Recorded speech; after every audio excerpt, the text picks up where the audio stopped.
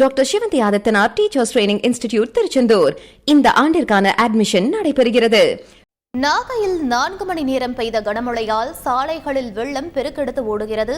இது பற்றிய மேலும் விவரங்களை எமது செய்தியாளர் ஸ்ரீதரிடம் கேட்டு பெறலாம். வணக்கம் ஸ்ரீதர், தற்போது அங்கு நிலவக்கூடிய சூழல் என பதிவு பண்ணுங்க. மன்னார் வளைகுடா முதல் பாக் ஜலசந்தி வரை நீடித்த இந்த காற்று சுழற்சி காரணமா பாத்தீங்கன்னா நாகை மாவட்டத்துல பல்வேறு பகுதிகளில் நள்ளிரவு முதல் அதிகாலை வரை தொடர்ந்து கனமழை நீடித்து வருகிறது. குறிப்பா நாகை, நாகூர், வேளாங்கண்ணி, கீழ்வேலூர், கீழையூர், திருமருகல், திட்டச்சேரி உள்ளிட்ட இடங்கள்ல பாத்தீங்கன்னா தொடர்ந்து கனமழை இங்க வெளுத்து வாங்கி வருவதால இந்த மக்கள் மகிழ்ச்சி அடைந்திருக்காங்க.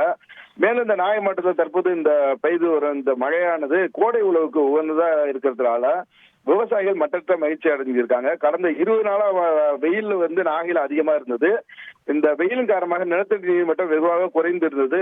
இந்த 4 மணி நேரத்துக்கு மேலா இப்ப பெஞ்சிட்டு வர்ற மழையின் காரணமா பாத்தீங்கன்னா அந்த ஓரளவுக்கு நிலத்தடி நீர் மட்டம் உயரும்னு ஒரு நம்பிக்கை இருந்திருக்கு. இந்த மேலும் இந்த அடிப்பைப்புக்கே அந்த தண்ணி கிடைக்காத இருந்த சூழல்ல தற்போது பெய்து இருக்கும் மழையின் காரணமாக இந்த தண்ணீர் பிரச்சனை கொஞ்சம் தீரும். அந்த அளவுக்கு நாகையில கடந்த 4 மணி நேரமா அந்த மழை பெஞ்சிட்டு இருக்கு. இதனால இந்த பகுதியில குறிப்பா நாகையில இந்த டாடா நகர், சேவா பாரதி, துறைமுகம், நீலா தெற்கு வீதி, முதலாம் கடற்கரை சாலை, நேதாஜி சாலை, புதிய பேருந்து நிலையம், தேவூர் உள்ளிட்ட இடங்கள்ல அந்த மழை நீர் பெருக்கெடுத்து ஓடுகிறது.